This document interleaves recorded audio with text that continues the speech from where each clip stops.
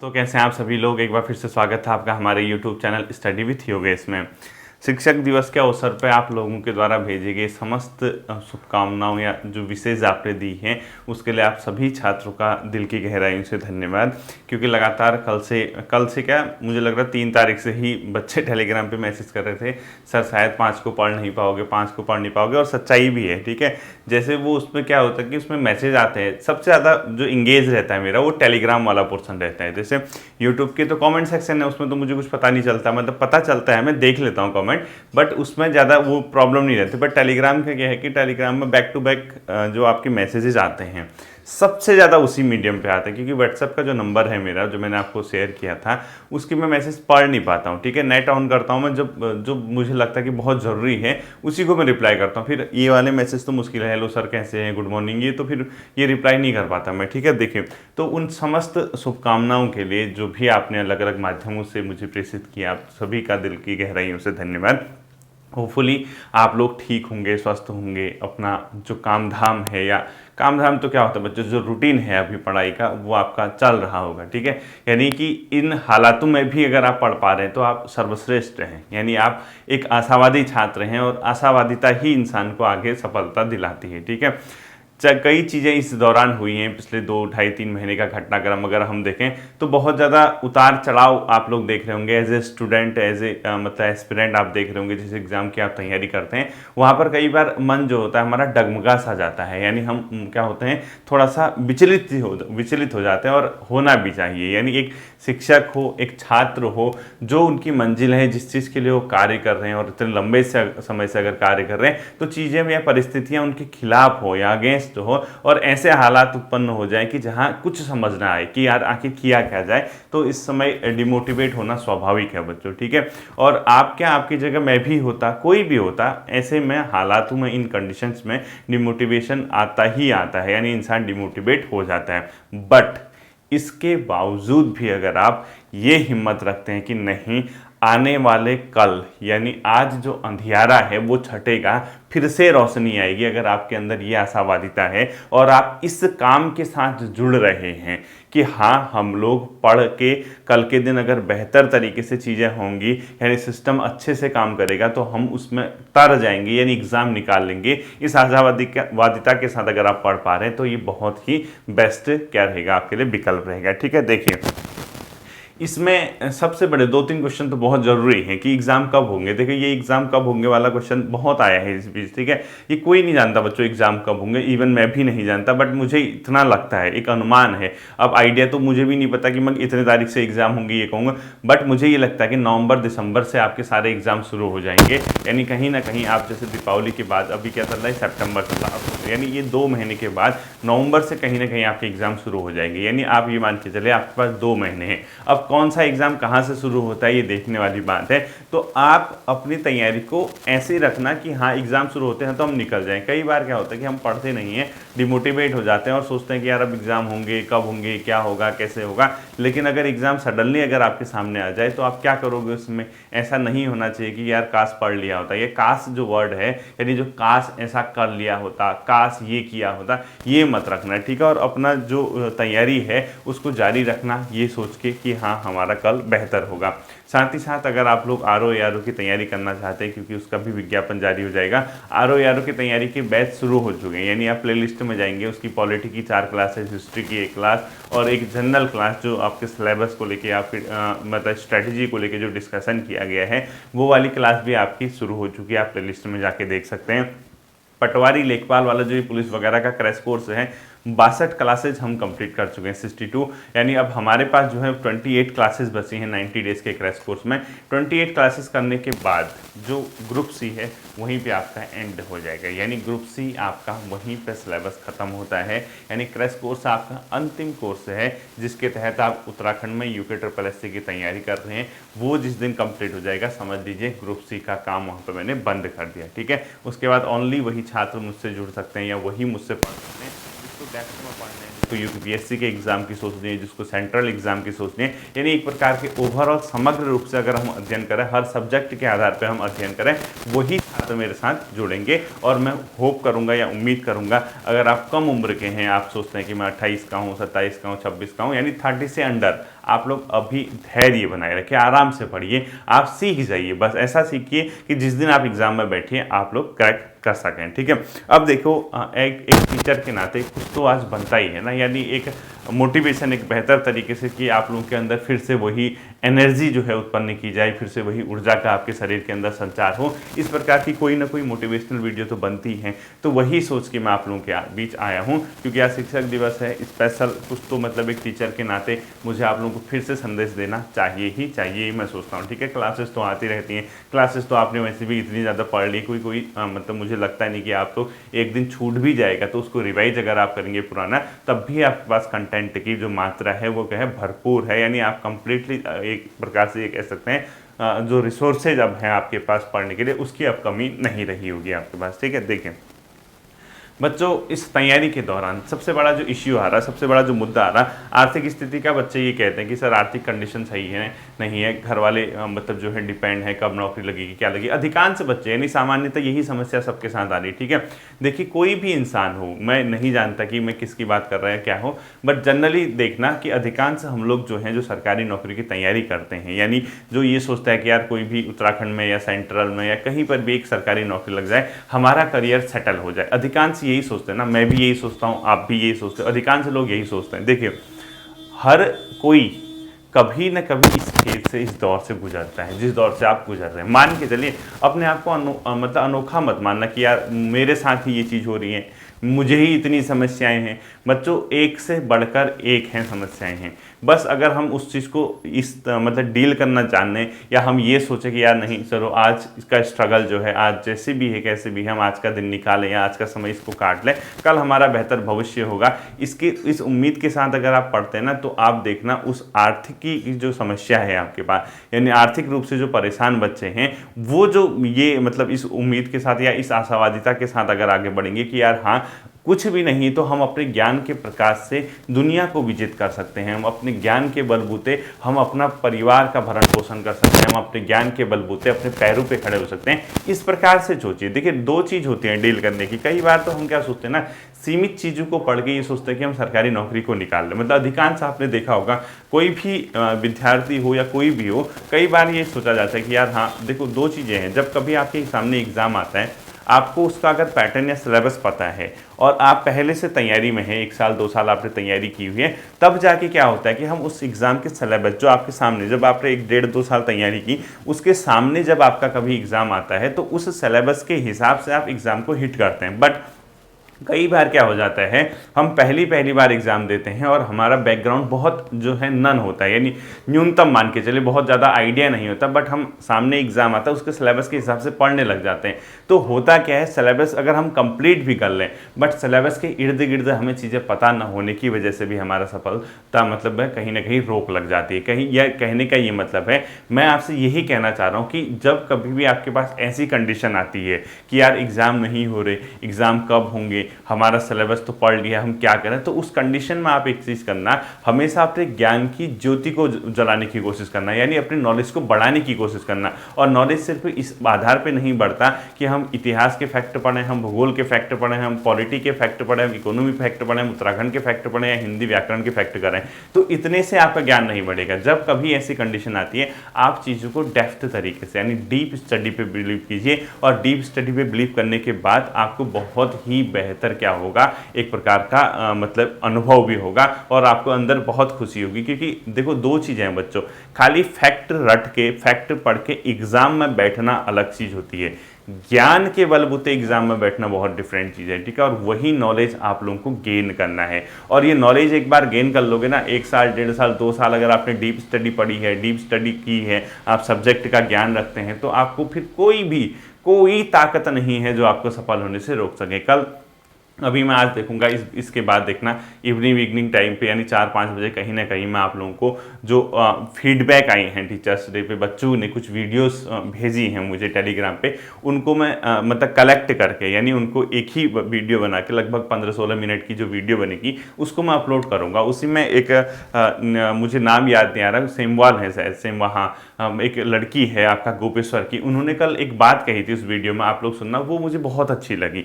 उन्होंने एक चीज़ कहा था, सर जब स्टार्टिंग में हम पढ़ती थी आइडिया नहीं आता था कि पढ़ना कैसे, क्या करना है, ठीक है। और जब पढ़ने का धीरे धीरे तरीका सीखा, आपके साथ जुड़ी, तो उसने एक चीज़ ज़रूर कहा, उन्होंने ये नहीं कहा कि मैंने आपसे फैक्ट पढ़े, उन्होंने एक चीज़ कहा कि आपसे डेप्थ स्टडी करना सीखा। यानी कई बार मैंने क्या किया, कई डीप टॉपिक दिए लेकिन बच्चे इस पर रिस्पॉन्स देते नहीं, बच्चों को लगता है कि ना फैक्ट ही पढ़ना है। बट जो भी मैंने डीप क्लासेस कराई, उन्होंने एक चीज़ कहा कि डीप क्लासेस पढ़ने से उसी में से फैक्ट निकालने का तरीका मैंने सीख लिया है। मतलब ये बहुत बड़ी बात होती है बच्चों, यही मैं आपको सिखाना चाहता हूँ। मैं आपसे यही कहता हूँ कि आप किताब को स्वतः पढ़ के, यानी आपको ये पता चल गया कि डीप स्टडी कैसे की जाती है, उस डीप स्टडी यानी उस टॉपिक के अध्ययन के बाद अगर आप फैक्ट निकालने के लिए की क्वालिटी अगर आपके अंदर आ जाए, इस प्रकार के आप डील कर सकें, तो इससे बेहतर विकल्प आप मान के चलना कभी नहीं मिलेगा। और सबसे सर्वश्रेष्ठ विकल्प यही होता है पढ़ाई का, कि हम किसी टॉपिक को डीपली पढ़ें और डीपली पढ़ने के बाद उसके फैक्ट को खुद निकालना सीखें।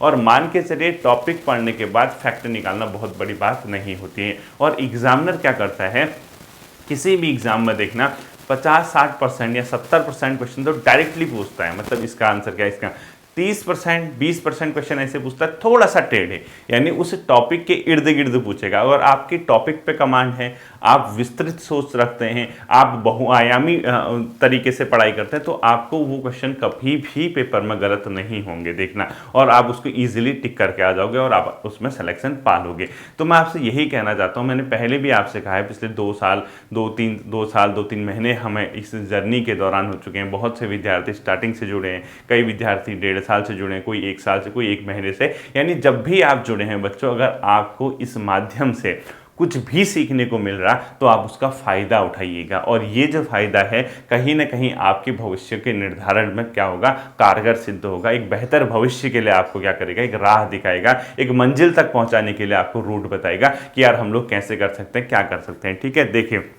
अब जो आती है सबसे मेन बात आती है, मैं सभी छात्रों के लिए कहना चाहता हूँ, ठीक है। ये बहुत जरूरी होता है बच्चों। देखो, आपने इस बार का वो सुना होगा, जो मतलब आईएएस में जिन्होंने टॉप किया, यूपीएससी जो टॉप किया, उन मैडम का आपने एक स्टेटमेंट सुना होगा, पढ़ाई के साथ साथ मोटिवेशन का बहुत जरूरी होता है, मोटिवेशन होना बहुत जरूरी होता है। क्यों? क्योंकि मैं जो क्लासेज अगर डेली दूंगा, आप कहीं ना कहीं 2-4 दिन 5 दिन करके उबाऊ लगती है स्टडी, यानी एक प्रकार की बोरिंग स्टडी लगती है। बट उस दौरान कोई ना कोई एक ऐसा संदेश, एक ऐसा मोटिवेशन अगर आपको मिल जाए, जिससे कि आपकी एनर्जी डबल हो जाए, स्वतः ही आप चीजों को पढ़ने लग जाएं, तो वो जो बूस्टर डोज होता है, जैसे मोबाइल होता है ना, बैटरी चार्ज करनी पड़ती है जब बैटरी डल हो जाती है, स्कूटी बाइक होती है उन पे भी बैटरी होती है, कार होती है उनकी भी बैटरी होती है। यानी कहीं ना कहीं जब चीजें, बैटरी जिस चीज की डाउन होने लग जाती है, तो उसको चार्ज करने की जरूरत होती है, तो ताकि अपना परफॉर्मेंस बेहतर तरीके से वो दे सकें। सेम कंडीशन एक स्टूडेंट के साथ भी होती है, और एक छात्र के साथ जो कंडीशन है, उसको भी उसको चार्ज करने की जरूरत होती है। उसके लिए उसका मोटिवेशन होना बहुत जरूरी है, उसको मोटिवेट करना बहुत जरूरी है, और यही मोटिवेशन आपको आपकी मंजिल तक पहुंचाएगा। मैं 2 ही चीज कहूंगा। देखो, यहाँ पर अधिकांश छात्रों के साथ 2 समस्याएं बच्चों, कुछ भी कर लीजिए, ये मैं खुद भी स्वतः भी महसूस करता हूं। जो सब सर्वाधिक समस्या है, एक आर्थिकी की समस्या है, यानी इकोनॉमिकल जो प्रॉब्लम है, आर्थिक प्रॉब्लम जो है एक, दूसरा जो सामाजिक प्रॉब्लम है, सोशल। इसके अलावा किसी भी छात्र के साथ कोई प्रॉब्लम नहीं होती, ये मान के चलिए, ठीक है। भगवान ने अगर आपको ठीक ठाक बनाया है, कोई ऐसी डिसेबिलिटीज नहीं दी है, तब आप मान के चलिए 2 हाथ 2 पैर कान सब दिया है, तब आप मान के चलिए। इसके अलावा एक विद्यार्थी के जीवन में अगर कोई समस्या होगी, मुझे लगता नहीं है, ठीक है। हाँ, अब आपको नहीं सर, थोड़ा सा मैडम नाराज चल रही है आजकल, पढ़ाई में मन नहीं लग रहा, बात नहीं हो पा रही। कोई कहेगा नहीं सर, आजकल थोड़ा सा दिक्कत हो रही है, बात ऐसी हो जा रही है सर, देखो खुश नहीं है वो, क्या करूं मैं, जॉब भी नहीं लग रही। वो आपका सेकेंडरी है। प्राथमिक रूप से जो मैं कहता हूं कि अगर आप समस्याओं से जूझ रहे होंगे, आप नौकरी के लिए तरस रहे होंगे, तो सिर्फ आपको ये चीज़ है। मैं कभी अपना भी व्यक्तिगत जीवन आप लोगों के साथ शेयर करूंगा। हम जो दिख रहे हैं, हम आज आपको पढ़ाते हुए दिख रहे हैं, यानी बच्चे फॉलो करते हैं, बच्चे मानते हैं, कहीं ना कहीं किसी न किसी दौर में जब आपकी उम्र के होंगे, हम भी आपकी तरह रहे होंगे बच्चों। तो चीज़ों से भागना नहीं है, कर्म करते रहना, उसका फल मिलेगा, इसी आशा के साथ आपको आगे बढ़ना है, ठीक है। अधिकांश बच्चों के साथ बच्चों ये समस्या आती है। मैं हर के साथ मतलब ये नहीं कहूँगा कि 100% लोगों के साथ है, बहुत से लोग इस मतलब में बहुत अच्छे हैं तो यहाँ परेशान हो जाते हैं, कई लोग यहाँ ठीक ठाक हैं तो यहाँ प्रॉब्लम हो जाती है उनको, और ये एक छात्र के साथ होना स्वाभाविक है। यही चीज़ है जो आपको एक लोभ देती है, काश आपकी कहीं एक गवर्नमेंट जॉब लग जाए और आपका परिवार या आप एक प्रकार से सेटल हो जाए, और सेटलमेंट बहुत ज़रूरी है। आपने एक चीज देखा, एक दौर क्या हुआ करता था पहले के टाइम पे, पहले के टाइम का मतलब आज से 20 साल 15-20 साल 25 साल पहले की बात है, देखना आप लोगों ने गांव घरों से आप आते हैं, जहां तक शादी की बात आती है उस टाइम में लड़के की शादी कब हो जाती थी 22-23 साल में, लड़की की कब हो जाती थी 18-19 साल में हो जाती थी, यानी कहीं ना कहीं समाज दूसरे टाइप से था। बट आजकल आपने एक चीज देखा, हर कोई सेटल होना चाहता है, आजकल गर्ल्स खुद 30 साल में शादी कर रही है, आपने नोट किया होगा 30 साल 31 साल 32 साल, वो भी तब जब वो सेटल हैं, और लड़के 35-36 साल में शादी करते हैं। क्यों? क्योंकि सेटलमेंट बहुत जरूरी हो चुका है। अगर आप सेटल नहीं हैं, आपको ये दबाव है ना यार शादी कब करूंगा, ये कब होगा कब होगा, कुछ नहीं मिलने वाला है, ठीक है। सेटलमेंट नहीं है, कुछ नहीं कर पाओगे जिंदगी में, एक मतलब सुबह शाम आटा चावल लाने के अलावा किसी भी प्रकार की डिमांड पूरी नहीं कर पाओगे, उसमें भी लाले पड़ जाएंगे, ठीक है। तो मैं ये कहता हूं कि आपका जो भी समस्या है वो दो तरीके से होती है, और ये जो समस्या है ये मेजॉरिटी है, मतलब अधिकांश बच्चों को ये प्रॉब्लम है, क्योंकि कई लोग सुबह शाम के खाने के अलावा कुछ भी नहीं कर पाते, यानी अपने जो शौक होते हैं, अपनी जो इच्छाएं होती है उसको पूर्ण नहीं कर पाते, और उनकी जो शौक इच्छाएं हैं वो अकेले नहीं है, पीछे से छोटे भाई बहन भी हैं। सोचिए ना, मतलब कंडीशन कैसी है, दबाव आप पे है, दबाव आप पे सिर्फ अपना नहीं है। अगर इंसान अकेला होता, अगर उसको ये लगता कि यार चलो भाई मैं कर लूंगा जो भी हो, अगर इंसान अकेला है, वो उस पर कोई निर्भर नहीं है, फिर क्या दिक्कत है, फिर तो बस वही देखते हो ना, मालगाड़ी आती है, लेबरी करो पीछे से, उसमें बैग वगैरह उठाओ, मतलब वहां गोदामों में रखो। अकेला इंसान कभी भी किसी भी तरीके से डिसअपॉइंट नहीं होता, उसको पता है कि मैं कुछ ना कुछ करके कर लूंगा। लेकिन सर्वाधिक प्रभाव तब पड़ता है जब उसके पीछे डिपेंड है, यानी डिपेंडेंसी है। डिपेंडेंसी किसकी है? पेरेंट्स की है, भाई बहनों की है, तो मतलब कहीं ना कहीं परिवार की जो डिपेंडेंसी उस पर है, तो वो जो सबसे बड़ा दबाव आपके ऊपर है, उसी दबाव पे अच्छे से वर्क करना है। और दबाव से हार के नहीं यार कुछ नहीं होगा, क्या होगा, क्या कुछ नहीं हो रहा, परेशान रहोगे तो सभी को तनाव में रखोगे, खुद भी तनाव में रहोगे, परिवार को भी तनाव में रखोगे। हाँ, इस आशावादिता के साथ पढ़ोगे कि यार एक बार कहीं ना कहीं ठीक ठाक तरीके से ज्ञान ले लेते हैं, नौकरी लगेगी तो सही है, वरना इस ज्ञान के बलबूते कहीं ना कहीं अपनी दो रोटी का जुगाड़ कर लेंगे और परिवार का भी भरण पोषण सही तरीके से कर लेंगे। अब दो रोटी का जुगाड़ कैसे होगा, कैसे होगा, इतना स्कोप है। आप लोगों ने देखा होगा ना, जिसको ज्ञान है, जिसको नॉलेज है, वो कहीं भी अपना काम कर सकता है। काम किस माध्यम से? आप ऑनलाइन क्लासेस पढ़ा सकते हैं, ऑनलाइन कोर्स डेवलप कर सकते हैं, आप टेस्ट सीरीज डेवलप कर सकते हैं, आप ऑफलाइन क्लासेस पढ़ा सकते हैं, कितने तरीके हैं। लेकिन हुनर किसके अंदर होना चाहिए? आपके अंदर होना चाहिए ना। अब हुनर ही नहीं होगा, पहले तो ज्ञान आधा अधूरा है तो सरकारी नौकरी में दिक्कत हो जाती है, चलो आधे अधूरे ज्ञान में निकल गए तब तो चल जाएगा। लेकिन अगर ज्ञान सही तरीके से आपने नहीं दिया तो आप ये ऑफलाइन वर्क जो है, अपना परिवार का भरण पोषण वाला, यानी सरकारी क्षेत्र से जो हटके चीजें हैं, वो कैसे करोगे बताओ? तो वो भी आपके लिए समस्या क्रिएट कर देती है। इसीलिए मैं कहता हूं कि आपसे आप जितना भी समय लेते हैं, भले 1 साल लो, 2 साल लो, 1.5 साल लो, कम से कम इस लायक बन जाओ, आपके पास रास्ते खुल जाएं। रास्ते खुलने का मतलब, आप कई बार क्या होता है कि विज्ञापन तो आते हैं, जैसे अपर पीसीएस आता है, लोअर पीसीएस आता है, आरओ आता है, इसके अलावा एफआरओ आता है, या सहायक वन संरक्षक के एग्जाम होते हैं, या हाईकोर्ट वगैरह के आरओ आते हैं। कई बार फॉर्म निकलते हैं लेकिन बच्चे भरते ही नहीं, यानी कई ऐसे भी बच्चे हैं क्योंकि वो सिर्फ ग्रुप सी की सोचते हैं, यानी विज्ञापन तो आता है, वो उस विज्ञापन का वेट करते हैं जो सिर्फ वनडे एग्जाम या 100 नंबर का पेपर हो, तो आपके हाथ से तो वो ऑलरेडी चला गया ना। तो आप क्यों उससे भागें? क्योंकि आपने सही तरीके से पढ़ाई नहीं की है, सही तरीके से आपने ज्ञान अर्जित नहीं किया, और ज्ञान अर्जित नहीं किया तो आप क्यों उस फॉर्म को भरोगे? खुद सोचने वाली बात है। इसलिए मैं कह रहा हूं कि एक बार कम से कम अपनी जो स्टडी है उसको डेप्थ तरीके से, डीप तरीके से, subject wise, history, polity, economy, geography, environment, थोड़ा सा साइंस, करंट अफेयर, उत्तराखंड, इस तरीके से अगर आप चीजों को लेके चलेंगे, हर सब्जेक्ट का अगर आप ज्ञान रखेंगे, तो मान के चलिए वो ज्ञान आपको कहीं ना कहीं आपको और आपके परिवार को अपलिफ्ट यानी उठाने में क्या करेगा? बहुत ज्यादा मददगार होगा। नौकरी लगना फिर बहुत आसान हो जाएगी, सरकारी नौकरी लगना इतना फिर टफ नहीं होगा, ठीक है। इसके बाद सुनिए, देखिए, तो ये चीज आपको कहीं ना कहीं किसी न किसी तरीके से काम करेगी। और ये सिर्फ बच्चों, कभी भी ध्यान रखना, ये जो परेशानी है ना, आप लोगों के साथ ही नहीं है, ठीक है। एक पर्सन जैसे हम लोग हैं, मैं खुद ही बता देता हूँ, चलो कभी कभी हम लोग भी जैसे छोटे छोटे थे, आपकी उम्र के थे, हम जैसे 4 भाई हैं, ठीक है, सिस्टर नहीं है हमारी, हम बचपन से ही गाँव में नहीं पढ़े, मतलब गाँव, अपने प्रॉपर गाँव में नहीं पढ़े हैं, यानी जहाँ से हमारा बर्थ है, क्योंकि पापा की जॉब थी, वो गवर्नमेंट सेक्टर में थे, और गवर्नमेंट सेक्टर में क्लैरिकल में, ठीक है, एजुकेशन डिपार्टमेंट में। और ये मान के चलिए एजुकेशन डिपार्टमेंट में क्लैरिकल में होना, और उस टाइम पे यानी वो 2016 में रिटायर हो गए थे, यानी कहीं ना कहीं 2005-6 का टाइम होगा, 7 का टाइम होगा, जब हम अपने पीक पॉइंट पे हो गए स्टडी के। और शिक्षा इतनी आसान नहीं है अभी भी, यानी आपके पास बहुत ज़्यादा रिसोर्सेज नहीं है, तो आप हायर एजुकेशन लेने में डरेंगे। यानी मैं अगर सोचता कि यार बीटेक कर लेता, उस समय एक बार आपने देखा होगा 2008-10 का टाइम या 11 का टाइम बीटेक वगैरह का बहुत क्रेज हुआ करता था।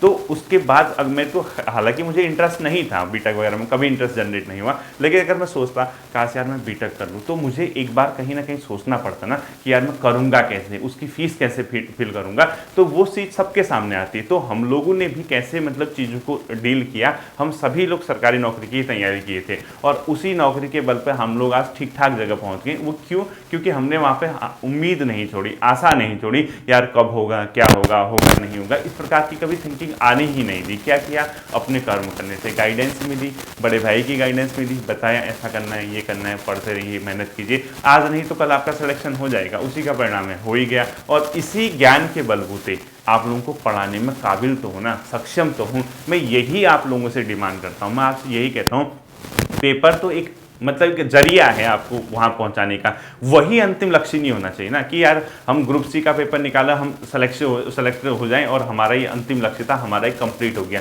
मैं ये नहीं कह रहा हूं कंप्लीट कब हो गया, आप ज्ञान के बलबूते हो गए, आप कहीं ना कहीं अच्छी जगह जाने के बाद समाज का भी भला करेंगे, समाज को भी शिक्षित करेंगे, और समाज को अगर आपने शिक्षित कर दिया, जो समाज शिक्षित होगा वो राज्य भी शिक्षित होगा, और राज्य भी शिक्षित होगा तो राष्ट्र भी शिक्षित होगा। यानी कहीं ना कहीं आपको शिक्षण कार्य करा के समाज को, उन लोगों तक भी अपना ज्ञान पहुंचाना है जो उस लायक नहीं है। बट अगर वही सिर्फ एक वनडे एग्जाम की तैयारी, 4 क्वेश्चन उत्तराखंड के रट दिए, 4 जीएस के रट दी, अपनी नौकरी तो लगा दोगे, लेकिन समाज को क्या दे पाओगे? कुछ भी नहीं दे पाओगे ना। इसीलिए मैं कहता हूँ इस आर्थिक कंडीशन से कभी मत घबराना। बहुत से लोगों ने बहुत सी समस्याएं फील की है, हमने भी कई बार, जैसे एक ये घर है सपोज, ठीक है, ये हाउस है, यहाँ अगर जाना है, मतलब यहाँ पर पापा की अगर जॉब है, तो यहाँ से यहाँ जाने में कई बार पूरे दिन भर भूखे रहे होंगे, कई बार, ठीक है। तो खाना कहाँ खाया होगा? यहाँ जाने के बाद। यहाँ क्यों नहीं खाया होगा? कई बार ऐसा हुआ होगा कि रिसोर्सेज नहीं होंगे, यानी उतना पैसा नहीं होगा कि हम लोग खा सकें, तो कम से कम यहाँ से यहाँ जाने के बाद इस जगह पे जाने के बाद खिचड़ी बना के तब भी खाई होगी, लेकिन उम्मीद नहीं हारी होगी कि कल बेहतर सवेरा आएगा, ठीक है। तो आप लोगों के जीवन में भी ये समस्याएं हैं, आप इसको स्वतः समझ सकते हैं कि इससे कैसे आपको उभरना होगा, कैसे इससे निकलना होगा। और एक शिक्षक के नाते मैं सिर्फ मतलब आप लोगों को इतना ही बता सकता हूँ बच्चों, आशावादिता, होप, ठीक है, वही एक बेहतर विकल्प है जिसके साथ आप काम कर सकते हैं। और अभी आप जिस कंडीशन में है ना, दूसरा काम तो शुरू नहीं कर सकते, मतलब ये नहीं कि यार नहीं होगा तो दुकान खोल लेता हूँ, ये कर लेता हूँ, ये अब नहीं चलने वाला। वो जमाना गया कि किसी जमाने में दुकान चला करती थी, ठीक है, अब सारी चीज़ें ऑनलाइन हो चुकी हैं, कॉम्पिटिशन मार्केट में इतना ज़्यादा हो गया, क्या होगा, 4 कुरकुरे के पैकेट, 4 दिलवा गुटखा के पैकेट, 2-4 टॉफ़ी के डब्बे, बिस्किट के डब्बे, बिम्बार वगैरह वहाँ दुकान में सजा के अब नहीं होने वाला है, ठीक है, वो जमाना चला गया है।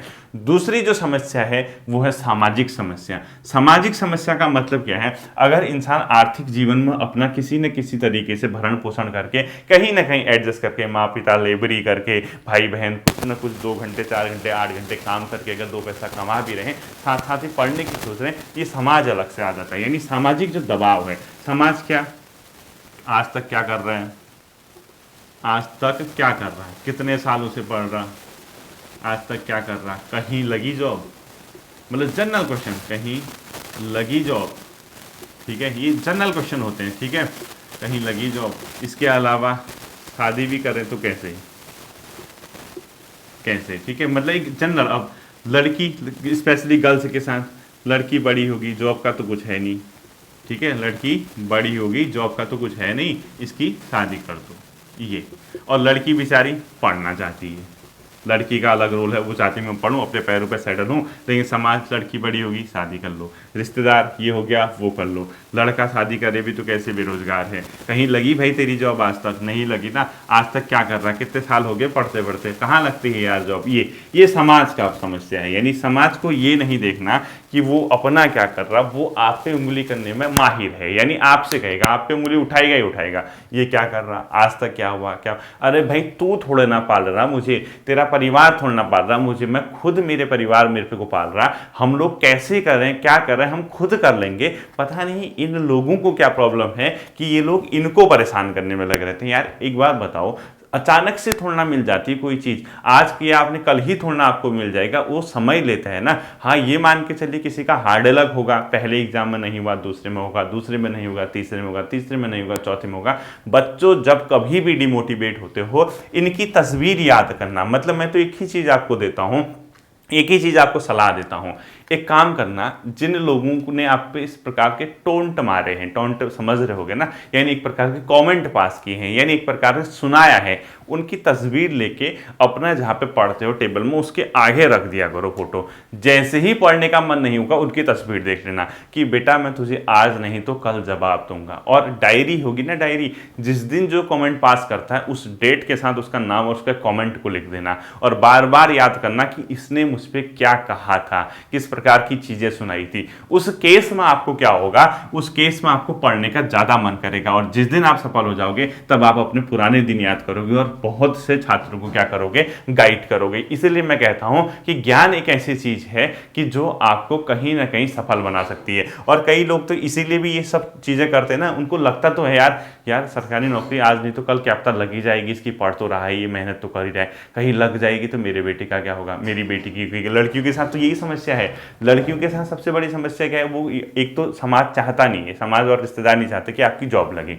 बाई चांस जॉब लग गई, वो ये नहीं चाहेंगे कि इसको अच्छा घर मिले, इसकी जहाँ शादी हो, लड़का ठीक ठाक बेरोजगार हो, ये सोचेंगे बेरोजगार या नॉर्मल मतलब अच्छी जगह ना हो, ये समाज चाहता है, ये सच्चाई है। ठीक है, यानी हर कोई आपका भला नहीं चाहता है, और अगर आपका भला चाहता भी है, अपने से ज्यादा भला आपका नहीं चाहेगा। यानी वो आपके लिए दुआएं करेगा, लेकिन उतनी दुआएं नहीं करेगा कि आप उससे आगे निकल जाएं। ये सच्चाई है, ये बहुत मतलब कड़वी सच्चाई है, इस चीज को ध्यान रखना। तो आपको बच्चों सिर्फ अपने से नहीं लड़ना, आपको इससे भी लड़ना है, आपको इससे भी लड़ना है, और इसको सब चीजों से अगर आप मजबूत होते हैं, वो सिर्फ एक ही चीज है जो आपको इन सब से लड़ने में क्या करेगी, मजबूत करेगी। ज्ञान अगर आपके अंदर होगा, आप विकसित होंगे, आप मेंटली क्या होंगे, मैच्योर होंगे, आप मेंटली इतने ज्यादा स्ट्रांग हो जाएंगे कि आपको पता है, आप फिर आप क्या होंगे, अबे यार कैसा अनपढ़ आदमी है, मतलब जैसे आपको नॉलेज होगा, उसी थिंकिंग, उसी विचारधारा के, उसी रूढ़िवादिता के साथ चलोगे तो कहोगे यार हाँ कह तो ठीक रहा भाई, मैं तो डिप्रेस हो गया, मैं तो क्या करूं, मेरा कुछ नहीं हो सकता, आज तक कुछ नहीं हुआ, क्या होगा। ये किस चीज के लक्षण है, ये डिप्रेशन के लक्षण है। और क्यों, क्योंकि आप आधे अधूरे ज्ञान के साथ चल रहे हो। लेकिन अगर आप नॉलेज वाले होंगे, नॉलेज सिर्फ किताबी ज्ञान नहीं कह रहा मैं, नॉलेज एक बहुआयामी कह रहा हूं, मल्टीपल नॉलेज की बात कर रही है, जहां आप किताब के ज्ञान के साथ साथ अपना क्या सही है, क्या गलत है, निर्णय लेने की क्षमता क्या है, कितना आपको क्या करना चाहिए, इस प्रकार से अगर आप हर चीज को डील कर पाते हैं, तब मान के चलिए कि आपके अंदर एक भरपूर ज्ञान है, और आप उसी ज्ञान के बदौलत अपना क्या कर सकते हैं, इससे और इससे लड़के अपने को सफल बना सकते हैं, और जो आप पे डिपेंड हैं उनको भी आप क्या कर सकते हैं, मुस्कुराने की वजह दे सकते हैं। ठीक है, अंतिम शब्द आप लोगों के लिए, ये बंदा आज भी वही है, कल भी वही था, कल भी वही होगा। जिसने जिस लक्ष्य के साथ शुरुआत की थी, कितने भी टीचर्स डे आ जाएं, मैं आपको अभी भी फिर से प्रॉमिस कर रहा हूं, मैं आपका साथ नहीं छोड़ूंगा, मार्गदर्शन मेरा रहेगा, मेहनत आपकी रहेगी, लगे रहिए, जी तोड़ मेहनत के साथ लगे रहिए, आशावादिता के साथ आपको बढ़ना है, आज नहीं तो कल हमारा बेहतर होगा, इसी उम्मीद के साथ आपको क्या करना है, आगे बढ़ना है। ठीक है, होपफुली ये जो बातें हैं आज थोड़ा आपको लेंदी भी लग गई होंगी, थोड़ा समझने में आपकी कोशिश भी की होगी, आप लोगों के समझ आ गई होगी। चलो जितना भी आप लोगों के समझ आया होगा, आप इस पे मनन करना, मंथन करना, और निराश मत होना। ठीक है, फिर मिलता है अगले सेशन पे, अपना ध्यान रखिएगा। Thank you.